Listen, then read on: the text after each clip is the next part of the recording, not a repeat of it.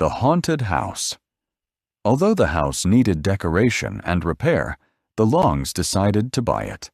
It was rather big, the price was very low, and it was in the center of London.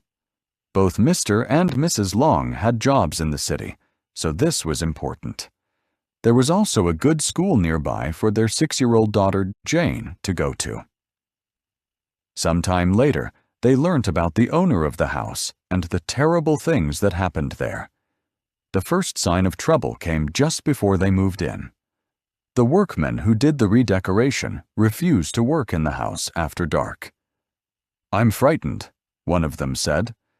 Then, when the Longs started living in the house, they noticed that the rooms were cold, even though it was the middle of a warm summer.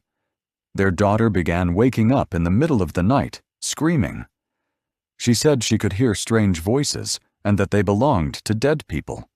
The voices told her that somebody had killed them in the house and buried their bodies in the garden. At first, we thought she was just having nightmares, but then my husband and I heard strange noises as well, Mrs. Long says. Sometimes, they both heard more than just strange noises.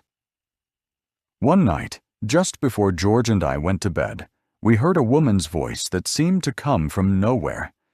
It said only a few words. "No, no, stop!" But we both heard it very clearly, Mrs. Long says.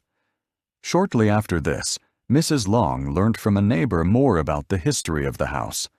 It once belonged to Gordon Taplow, who hanged himself in prison. They say that he murdered 3 women in the kitchen of the house and dismembered their bodies.